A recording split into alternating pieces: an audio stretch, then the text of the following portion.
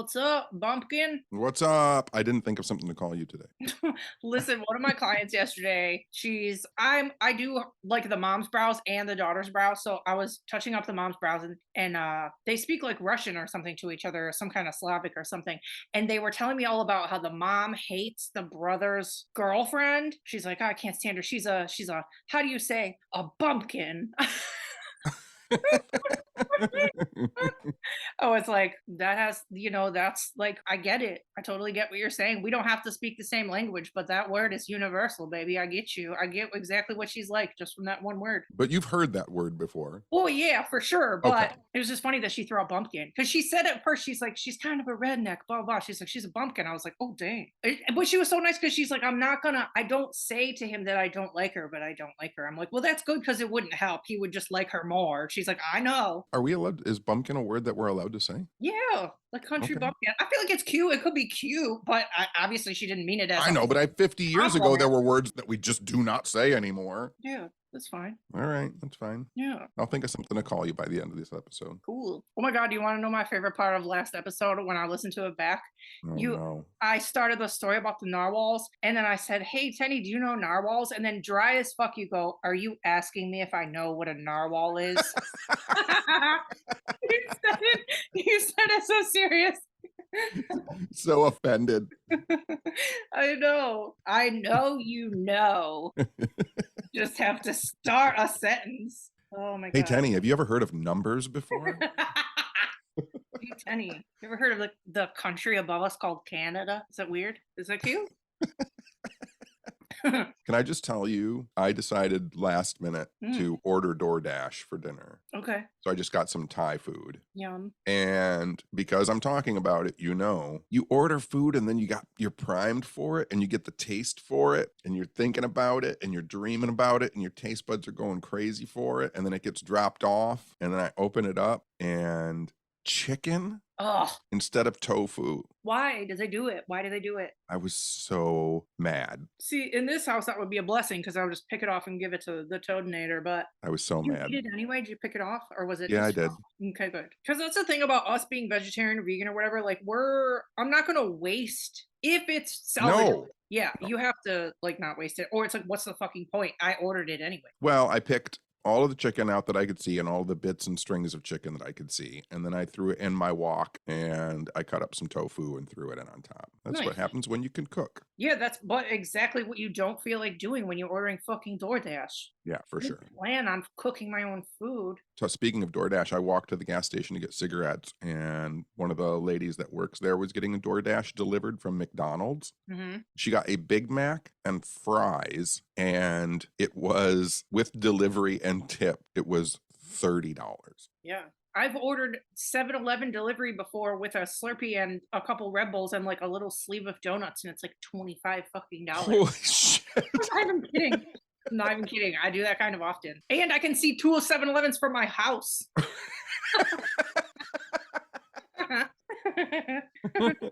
You are closer to a 7-Eleven than I am to the gas station. I know. No, you called me like an hour ago and you're like, hey, what are you doing? I'm like, nothing. You're like, I'm walking to the gas station. I'm like, cool, what's up? You're like, that's all.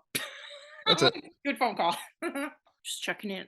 We just check in. Oh, Just- first of all, we just did Bridget Marquardt's Christmas extravaganza Ghost Magnet 200th episode, and lots of spooky friends were on there. And then Adam Berry FaceTimed me after and told me that the new Kindred Spirits season drops on January 20th on Discovery. Wait, no, on Travel Channel and Discovery Plus app. And you're gonna be on the premiere episode. I am going to be on the premiere episode. So sick. That's exciting. That is very exciting. And then he said you're going to be on like the 4th or 5th episode too. They don't know the order or whatever, but you're definitely on the first one. Wow, that's very good. I know. I can't wait to watch it. You know what I did notice though on IMDb, because I get pinged when like things change. Mm-hmm. On my IMDb page, I have a credit for Kindred Spirits in Velisca that I was cut out of. Oh, nice. It says deleted scenes. I didn't get to go on your trip for this first episode, but for the other episode, I was there. And that place was sick as fuck. It was very cool. And we surprised you for your birthday at that one, but that's not on the show. That's not on the show. It's in our Patreon video, though. Exclusive. That's really exciting, though. I can't wait to watch it. I saw it. I was there. You gotta watch it, though. So you see how it's edited. Yeah, the thing that I obviously love being on the first episode of Kindred Spirits. I think it's awesome to be on for the premiere episode. There's just a part of me that's like, I saw a little boy ghost when I was there, and it's never going to be mentioned on that episode.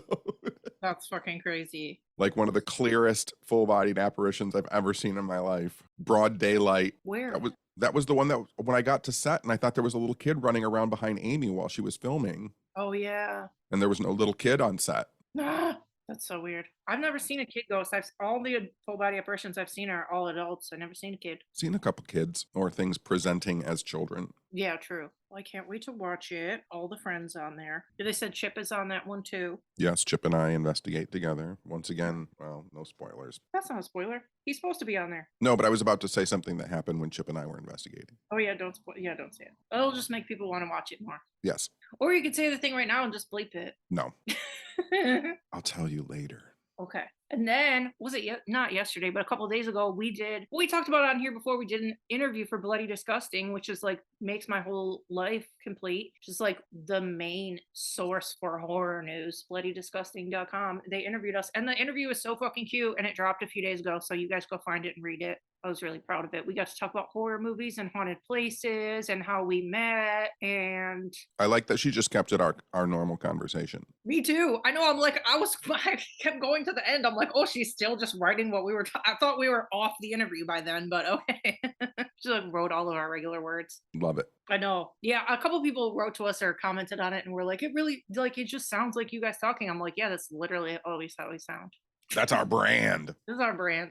We don't have a brand. We're just talking to each other. Dumb nerds. I know. What was I going to ask you about? I feel like there was something I was going to ask you about that you did. Did you do something this week? Am I crazy? No, I went and saw Josh Mallerman's band yesterday. Yeah, maybe that's what I was going to bring up. I went and saw the High Strung at the Loving Touch in Ferndale. And they put on a great show. That's awesome. And I saw like the second girl I ever dated there. Yeah, you said she ran away. Yeah. Yes. I saw her. I'm pretty sure she saw me, and then boyfriend or husband, whoever she was with, like they bailed before the band even played. That's so awkward. So weird. How are you gonna see somebody you dated like 30 years ago and fucking bounce? I have no idea. That's so awkward. You just act like you don't see them and go about your life. Like, who fucking cares? Do your exes ever worm their way into your dreams? Yes. Mine are in there all the time. All the time. Swear, I listened just last night. One of my exes was in my dream, and it shook me because we like got along really good, and he looked really good, and I'm like, nope, don't want to think you like that. Nope, no thank you. Yeah, 2 nights ago, one of them snuck into my dreams, and like super nice. We were getting along, everything was great. Yep. And then like I reached over to like touch her hair with the back of my hand and woke up as my hand touched the pillow. And then I was like, oh, that's not nice.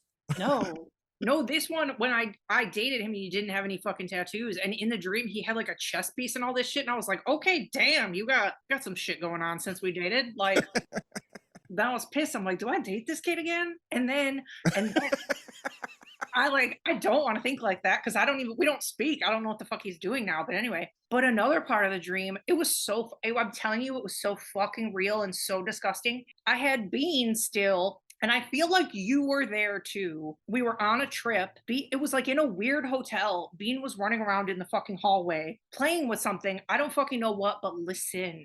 Something happened and both of his front legs got fucking chopped off. Like from halfway down his legs got chopped fucking off, and somehow he got back to me with no fucking hands, and I had to go down the hallway and find the fucking hands. And then I'm calling for an emergency vet, and I find an emergency vet like kind of close to where we are, and I'm like, can you put my fucking dog's arms back on? And we went there and he did it.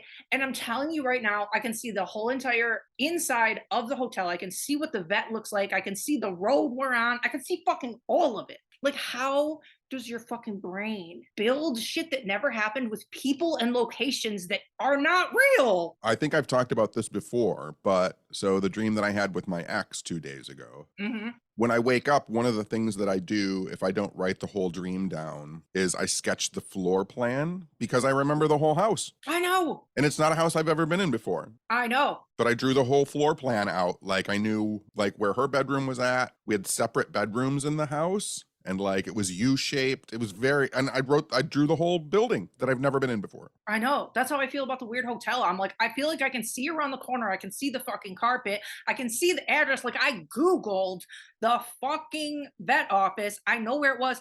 And I knew that the Google directions were wrong. And then I got to the vet and he's like, yeah, the directions are fucking wrong. I have to have them fix that. Like, what kind, why do I have those details? Yeah, I don't know. So weird. So fucking weird. And also, no vet would be able to put my dog's fucking arms back on. Well, in the dream world, they can. Thank goodness. And why would I let him? I swear it was just like him chomping on a bone and somehow the bone like cut his fucking arms off. I'm like, what is happening? And I like picked him up and brought him with us. Fucking like I need that. Like, can I just sleep? Can I just really just fall asleep and have a nice sleep and wake up? No, I have to have my dead dog's fucking arms cut off in my dreams. Are you joking? You gotta get out of the house. Do I have to leave the house? I do. Get me out of here. Get me out of here. I know. What the fuck? That's like a lot. I just want to rest. Can I just rest? Can I just be like, go to like a cute Billie Eilish concert or something in my dreams and just wake up and be like, oh, that was fun. At least I don't think I have night terrors anymore. At least that's a good thing. I feel like all of the dreams that we describe ever are literally night terrors, aren't they? No, I mean, I used to for many, many years where I would like wake up screaming and like flailing around. Oh yeah, I don't scream. That doesn't happen anymore. When I would start dating someone to the point where we were sleeping together, I would have to warn them like I might wake up in the middle of the night screaming and flailing all around. No, that's an instant breakup for sure. It's also a good way to not have to spend the night sleeping with someone. Yeah, that's how you get separate bedrooms. That's great. That's the goal. It's a dream. Anyway, I watched that fucking Miss Cleo documentary on HBOMax. Did you watch it yet? I haven't watched it yet. It's actually pretty good. Obviously, there's some people listening to this who will remember Miss Cleo commercials and some people won't, but she was like when they used to have like phone lines that you could call and they would charge you by the minute and she would tell you she would read your tarot, but really you would call and it would just be some random person that would answer and then charge you $5 a minute, which in the 80s and 90s was like $25 a minute. Oh yeah. Yeah, that was a lot. I got in a lot of trouble for those 976 numbers in the 80s. Yeah, because they described that in the doc, how it wouldn't just be for back then, it wouldn't be for tarot readings. It'd be like, you could call in here a joke, you could call in here the time, you could call in here advice. Yep, I used to call the joke line all the time. Yeah, I bet you did. And I also there was a UFO one that I would call all the time. And there was a Freddy Krueger one where he would tell you a scary story. Oh God, and then you're sitting on there for 20 minutes and your parents get a bill for $100. Yeah, and then we'd get our phone bill and then it would say, my dad would be like, who was on the phone at 10:30 at night for 25 minutes? You're like, Dad, I was talking to a guy who's not real and he told me a scary story. Yeah, like, talking to Freddy Krueger. Yeah, it was like they started the doc. I don't know. I think they framed her pretty good for what it was. Like they said she faked her accent. They said, I don't know. It was a lot. I have maybe we'll just do it for Pates, but I have a unopened Miss Cleo tarot card set and videotape box set that I'm willing to give away. You should put it on eBay, maybe. No. Just give it to Pates. Yeah, we'll do a Pate thing. That'd be cute. But yeah, it was a good doc. It was worth watching. It was only an hour and a half long. It was like a movie. I really think they could have made it messy and made her look terrible. I think she came out looking pretty fine in it. And the like the witnesses to the story like were cute and funny. I liked it. It's called Call Me Miss Cleo on HBOMax if you guys want to watch it. Do they ever reveal her real name? Yes. Oh, they do. Yeah, Ure something. Okay, that was a big deal for a long time. No one knew her real name. Or Ure Harris, I think. Okay. Yeah, they do. They went through that. They said they had people from her old theater group come on the screen and be like, what is this fucking accent she's using? She never talked like that. Like they were all cackling. Yeah. It was a lot. But like then there was another, I feel like some of the people put forth like the idea of like, how do I describe it? Like when you have a apparently she had a bad childhood and when you go through a trauma and you kind of change your life, like you could take on a different persona and it's like real to you, like maybe it's a trauma response or some shit. Yeah. So I was like, yeah, I get that. Have a bad childhood, just become a new person. That's fine. Right. Just adopt an accent and whatever. A lot of money for like 20 years. Yeah. But yeah, it was a good watch. And then I watched Bones and All, the Timothée Chalamet movie, which the trailers make it look like it's just like a young adult fucking road trip movie, but it's actually a screwed up horror movie and it's amazing. So you guys should watch Bones and All. I won't spoil it because I literally didn't know anything about it. And then when it got going and the gist of the movie, I had no fucking idea. I was like, Oh, it's a this kind of movie, and I don't want to say it, but it's a lot. It's creative and weird, and they shot it on film, not digital, so it looks very like rich and like grainy. Like for most of the movie, they're like road tripping through the Midwest, and you like kind of feel like you're there. It looks very deep and like I don't, you know what I mean? You know what I'm Yeah. saying? I watched Slashback. Yeah, I gotta watch that still. Yeah. What's it about? It's about three Inuit girls in like northern Alaska or northern Canada, and they have to fight an alien and save their town. Amazing. And it's very, very well handled. I have no idea, I have no frame of reference for that lifestyle or being a 13-year-old girl. You don't? I think I do not, but I feel like they handled it well. Katie Webb speaks very highly of that movie. I just haven't gotten around to it yet. Yeah, I liked it. I would watch it again. It's for me. It's for Tenny, and Bones and All is definitely for me.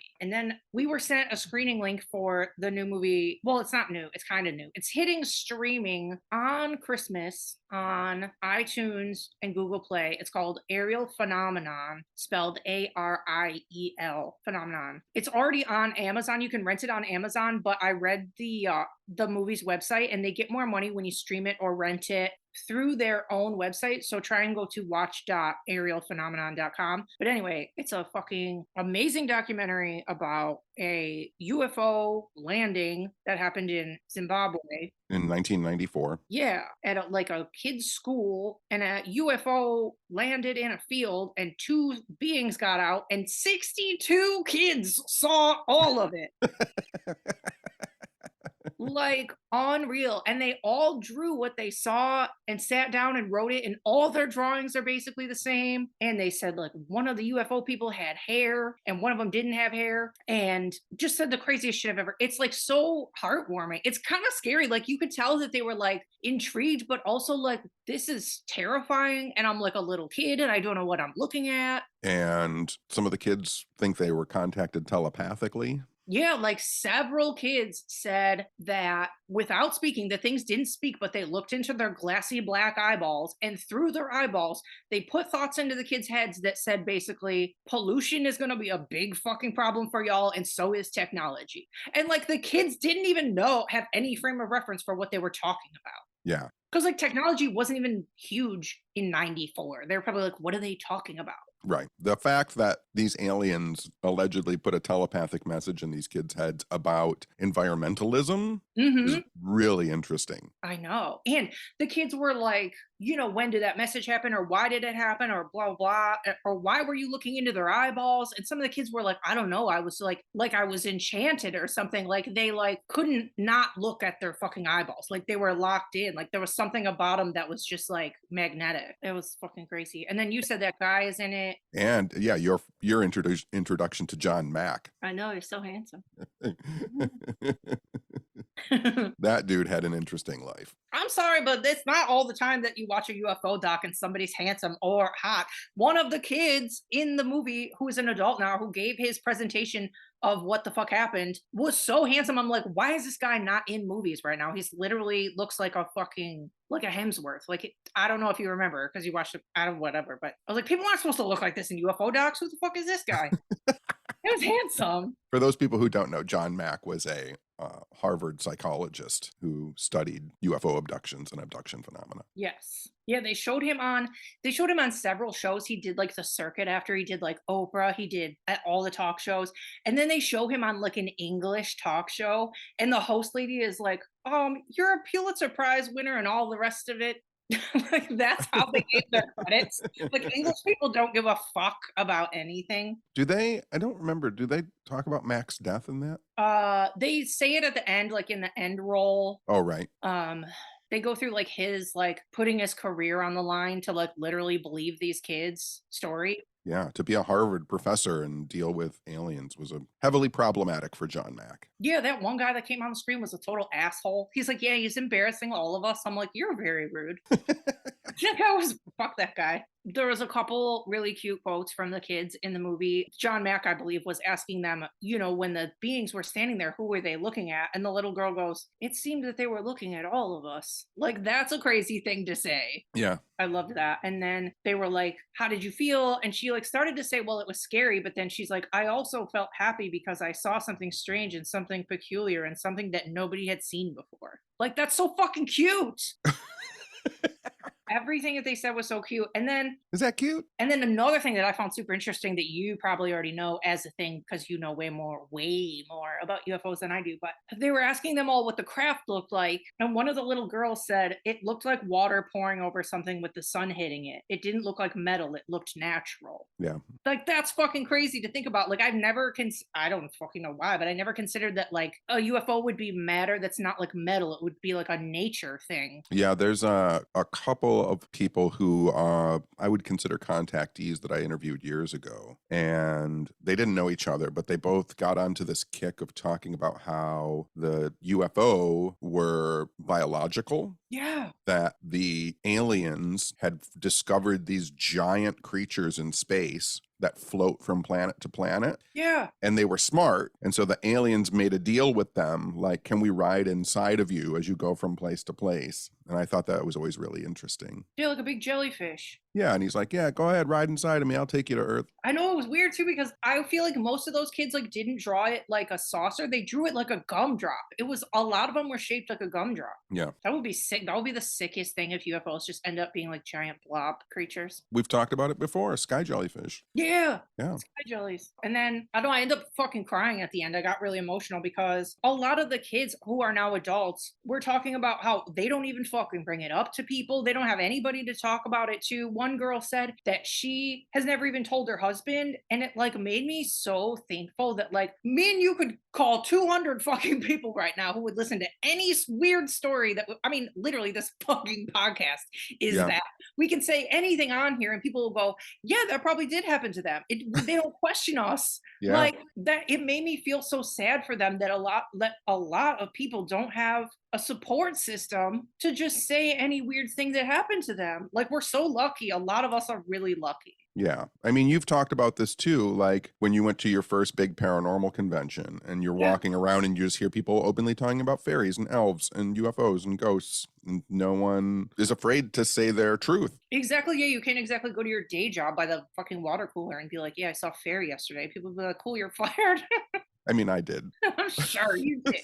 But it was wild. And then there's like one girl in there who's like literally like traumatized and she draws them all the time, has like thousands of paintings of them. Like, yeah, people should remember too, when this experience happened, these kids were between like 6 and 12 years old. Yeah, they were all like really little. And, their own parents, their own teachers didn't believe it. Like, they didn't have anybody to talk to except each other. It's fucking wild. And I was thinking too, I think the other part that made me fucking cry was just the thought that okay, I was feeling like kids are basically like untainted adults, right? Like they haven't went to work yet. They haven't had worries yet. They haven't been, fucked over before. They're like very pure nuggets as humans. So I feel like in that aspect, like they would be the perfect thing for aliens to reveal themselves to. And also the area they were in, they kept showing flashes of like elephants and fucking ostriches and all like the wildness of Africa. So I'm like, I feel like this would be such a safe zone for aliens to land in because kids are, untouched. That land is untouched. It like made so much sense to me that it would be like, yeah, this is the perfect place for us to land because it's not completely overrun by bullshit. Well, if you look back through the contactee movement of the 50s, aliens landing in rural parts of the United States, talking to people who have absolutely no like predisposition for lying about technology and aliens. Right. But it becomes a joke that it's, some hick farmer in a field. Right. Like they're supposed to land in the middle of Manhattan. Like, where do you fucking think they're going to land? Right. I know. For sure, like if a UFO, let's say a 2-person UFO, right, decides to float down over the city of Detroit. Yeah. How long before someone starts shooting at it? Oh, God. Fucking 13 seconds. Yeah, exactly. I know. I would much rather land in a farmer's field where there's a bunch of cows and goats and horses, and Yeah. there's a nice old guy and his wife who are just chilling, eating biscuits.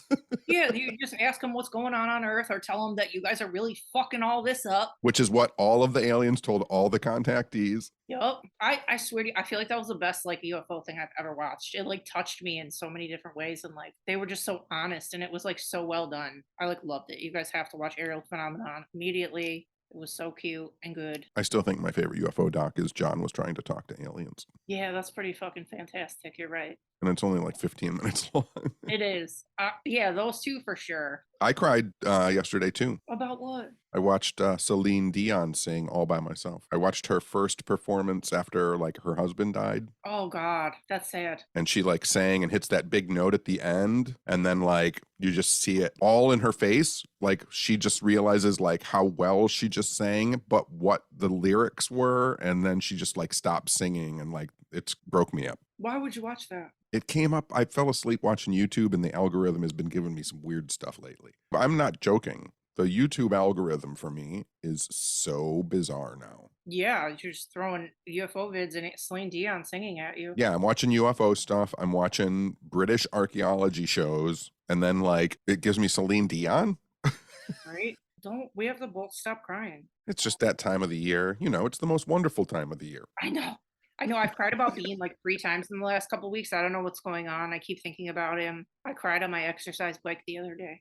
Just on your exercise bike, just weeping. I was. I like something about Bean got in my head and I fucking lost it. It's because his ashes are in that room. Probably I get emo in there. But I think I've talked about this before on the podcast, but like whenever thoughts start to creep into my head that are going to make me sad, I know I have said this before. I look up at the sky, like really quickly, I feel him sneaking into my head, and I turn my head up toward the sky and I go, no! And then get out of here.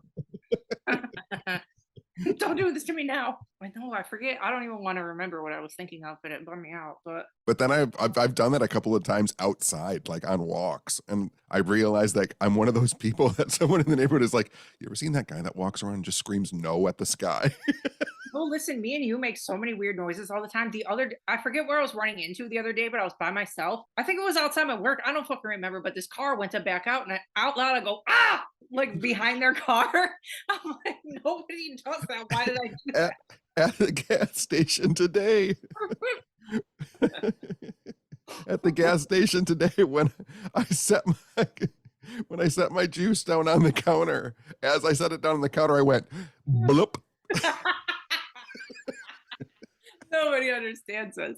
Life is The lady looked at me like, what? And I just kind of shrugged my shoulders. And I was like, cigarettes, please.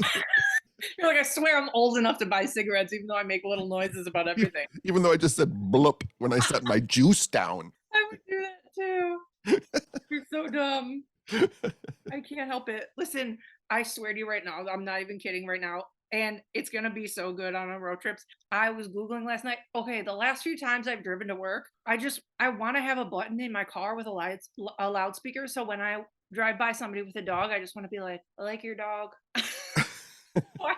So I was looking up like car speakers and little megaphone things, and I'm gonna get one. And then when I drive past people, I'm gonna be like, tell your dog I said hi. And then we're just gonna yell at people. You know what we should get you is one of those programmable LED screens that scrolls a message. Oh yeah, that's good, because I won't scare people. Yeah. Yeah, I would like that. So as we're driving, it can say like, I like your dog. I know, I just want to say hi. I want to be like, your dog looks amazing. But I was also thinking like during road trips, like when we're on like 2-lane highways and we drive past cows or like goats, we can make the thing go moo and see if they hear it. That was the softest, most gentlest moo.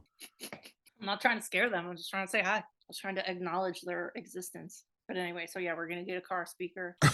I just have to pick one out. Anyway, switching gears, we saw Babylon a couple weeks ago and we're finally allowed to talk about it. It comes out on December 23rd. We're off the embargo now? Yeah, we're off the embargo.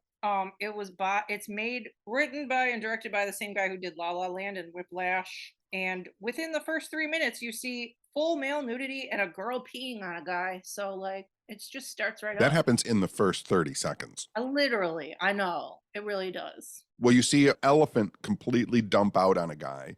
Oh yeah, I forgot about that. Full male nudity and a girl peeing on a guy in Yeah. the first 2 minutes.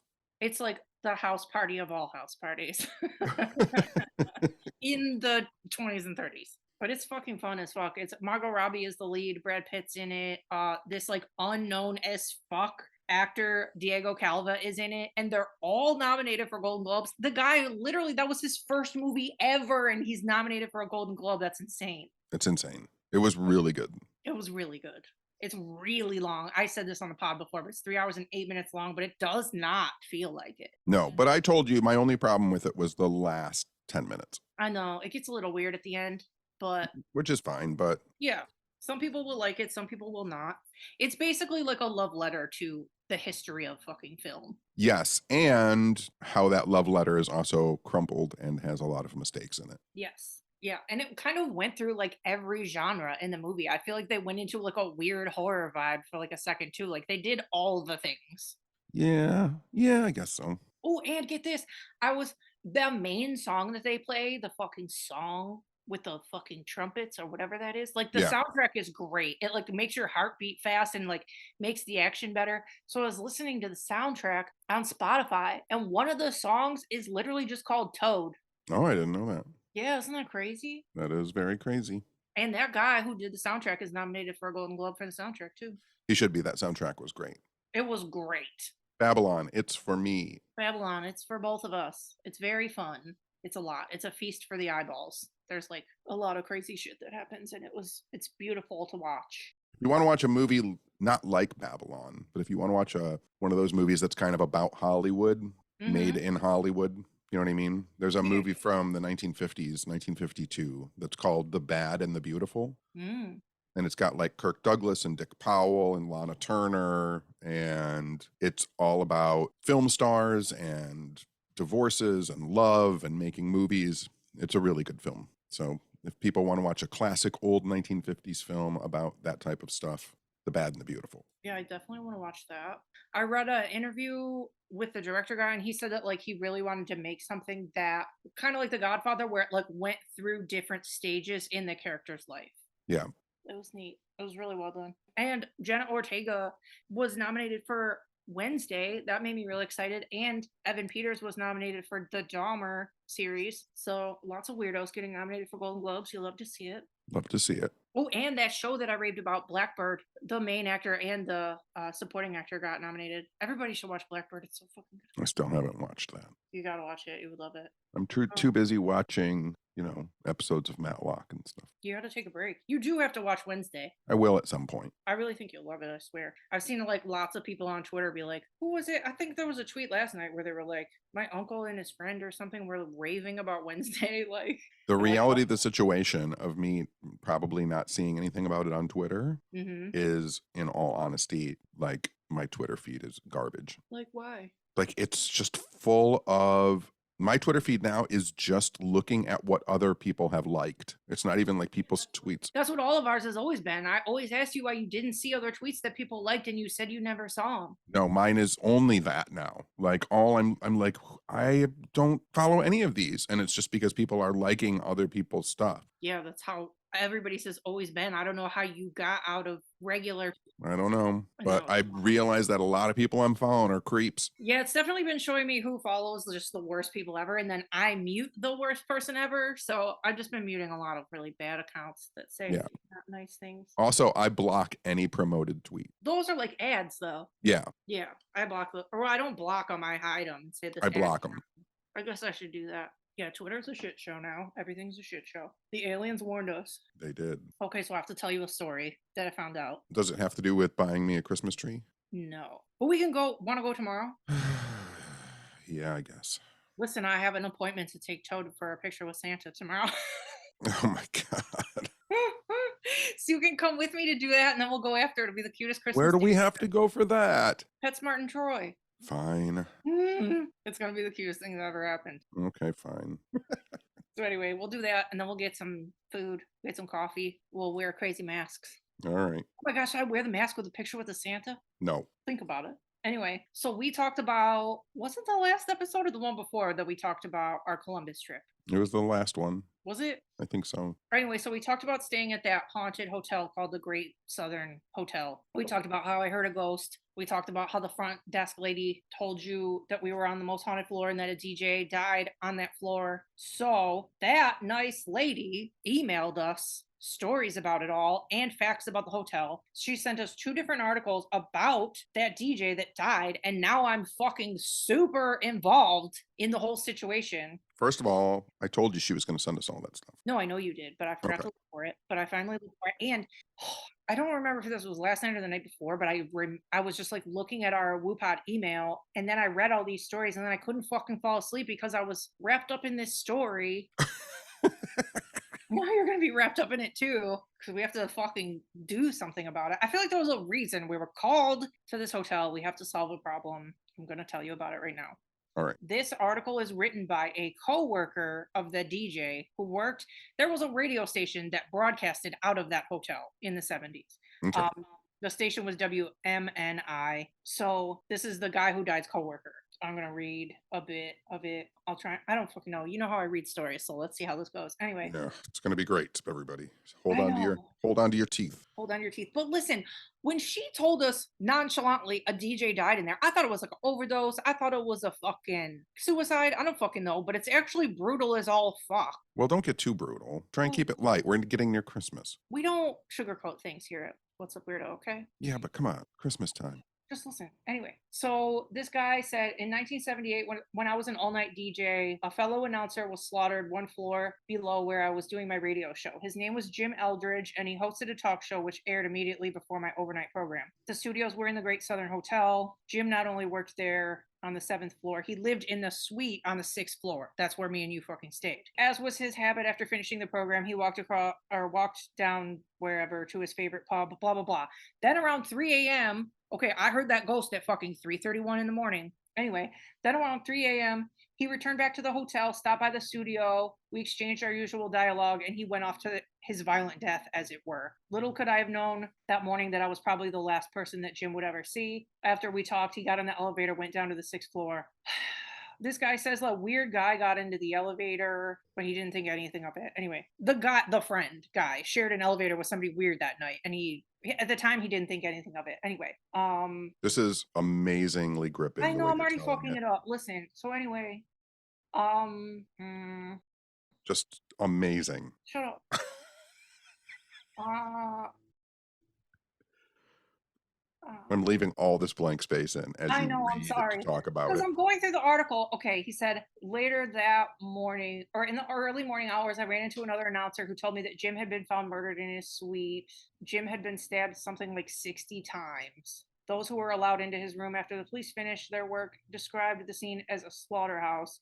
The scene was gruesome. The station and hotel owner had it cleaned up and had changed the room number because the initial story had shared the room number. The cops had no immediate suspects. But yeah, so anyway, so that was the one article. And then when you read the other article, it basically says that Jim, the DJ guy, would go fucking hit on people, hit on dudes, as was not okay at that time, had accidentally hit on a couple undercover cops, whatever. So they think that he like hit on the wrong person that night and got fucking beat to death, which fucking sucks. So anyway, so yeah, so when they eventually caught a guy who and whatever, everything matched it, fingerprints matched, and that was the guy, right? So he goes on trial. The guy barely got any fucking jail time. I think he got something like 13 years, and then he got let go because they said there was no way to know if it was premeditated or if it was like he was pissed because he got fucking hit on, which sucks. So that guy got out of jail. Anyway, it all fucking sucks. And so the DJ's ashes are in a mausoleum at a cemetery near there in a fucking cardboard ass box. He doesn't have a headstone. And this hotel hinges a lot of their probably people staying there off of spooky shit. And they tell people this story, and this guy doesn't even have a fucking headstone. So now I'm pissed. And now I want us to get him a headstone. You're gonna have to give him a spot and a headstone. Yep. I'm like, I like couldn't sleep. I swear, I'm like, this is bullshit. I'm like, he got railroaded and like made out to be something and was misunderstood. And they fucking like, it was essentially swept under the rug. And he's just like sitting in a box somewhere. I'm like, I hate everything about this. He needs a headstone. And they said he was like a legend in that area. He was friends with like presidents and presidents' wives. Like he was a big fucking deal. Like he was a big DJ. And then they were just like, oh, he's dead and he has no fucking headstone. And I'm like, nope, this is not where it's ending. Nope. Yeah, we'll have to do something about that. I know I was thinking, I'm like, what if, I mean, this is a long shot, but you know how I roll. I just fucking ask for anything. I don't really care. But I was like, it would be a good story or a good PR story if I like literally contacted the hotel and was like, if we raise half, will you match what we raise? And then you guys can like, you know, parlay off this story and get fucking ghosty people here and look like you did something good because it fucking happened here. Like you Yeah. should contribute to his fucking resting in peace. Yes, for sure. Yeah. So that's the story. All right, we'll get on it. James Eldridge, we're coming for you. We got it. We got it. Got it. That's the story. And not only will we give him a headstone, but when it comes time, we will have someone other than Jessica tell the story. I know. I was thinking, I'm like, we have to get the headstone and we have to do a service, and I can't be the one that gives the service. I can't. You have to do it. You can do a nice, eloquent service for James. I did my best. And James, then hold on. He was like a snappy dresser, and he did radio.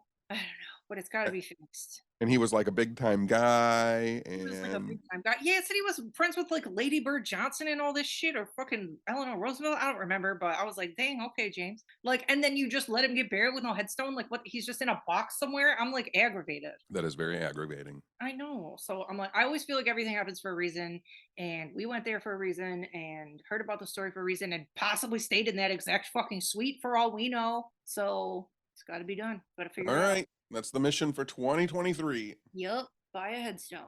Think we can do it. That would be great.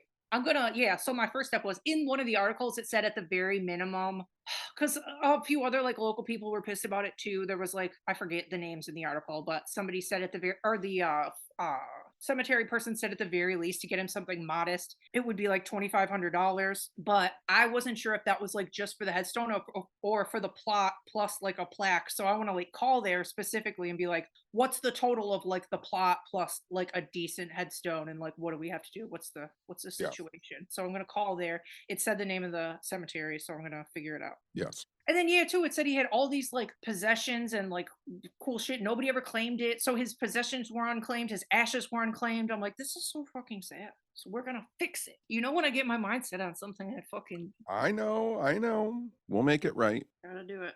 Oh, I gotta sneeze. This is what happens when you use your brain too much. I know my fucking brain is overheating right now. I gotta fucking sneeze. Do you have anything else? No, that story took any energy I had out of me. I know, I'm sorry. It was a lot. I feel like I forgot a lot too, but that was the best I could do. It just made me pissed. I'm just pissed. No, I get it. I mean, that's what I've gone through that a lot when I've discovered stuff, and just gotta make it right. I gotta make it right. I know.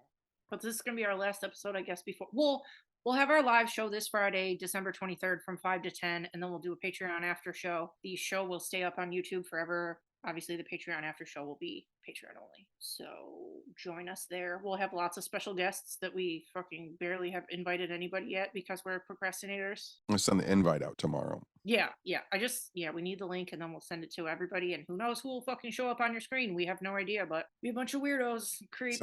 Sending out a lot of links. A lot of hot links.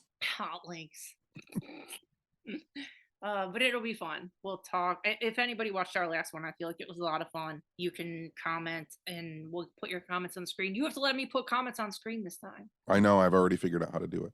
Okay, perfect.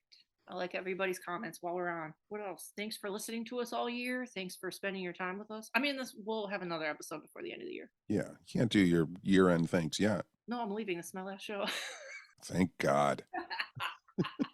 I decided to end my tenure on What's Up Weirdo, my own podcast, at the weird number of episode 85 or 86 or whatever episode this is. Not 100, not 200. I just dip in the 80s.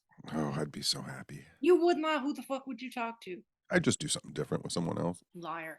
I would. You literally don't talk to anybody else except me. For a long time, I've wanted to do a podcast where my co-host is me. Yeah, that's weird. Yeah. I mean, people probably would listen to that, but Tootie Monk. He's been so quiet this whole episode. I know. What Tootie. did you do to him? He was sleeping because he Oh. was on Bridget's show. He like got all of his energy out being Mr. cute. Mr. Popular. Mr. Populars. Mr. Gonna- Populars. Got to be on Bridget's show last night. Gonna meet Santa tomorrow. I think we got to be on Aaron Sager's show the other day. Jeez. A big week for him. You little crazy pant. All right, so yeah. Toad's photo tomorrow is at 2:30, so we gotta wake. Today I woke up at fucking 5. Yeah. 5. I watched the UFO movie. I went to bed at 6. I woke up at fucking 5 and got tormented in my dreams for 11 hours. What the fuck? I went to sleep at 3:30, got home from Josh's show, ate some fake chicken nuggets, passed out, woke up at like 9:30 in the morning. Yeah, that never happens. Oh, shout out to the lime coolers too from Belvoir Winery who sent us really nice stuff for Christmas. Yeah. And I got another gift from them today. I did too. Oh, well, I'm not opening anything until Christmas. I'm going to save it and put it under my tree. Oh, see, now you don't have an empty box Christmas. I know. Now I've got a 2-box Christmas because I have one of the lime coolers gifts and I have a box delivered today from Andrea Perrin. Cute. So I will have 2 presents under my tree. I opened my gift from them and it was really nice. Well, you're like a little kid who can't fucking wait. I literally can't wait. I open everything immediately. I just want to sit alone with my Christmas tree and my 2 packages, and I'll weep softly into my hot chocolate. Nobody wants to hear about your package, Tenny. Fuck that. We're going to talk about how when we were just FaceTiming with Adam Berry, you lifted your entire shirt up. Well, you know, it happens. Sometimes you just got to flash people. Sometimes you just got to flash people. It happens. All right, are we done? I'm done. All right. All right. Good work, buddy. Good work, Benny. I'll talk to you on Friday. No, tomorrow.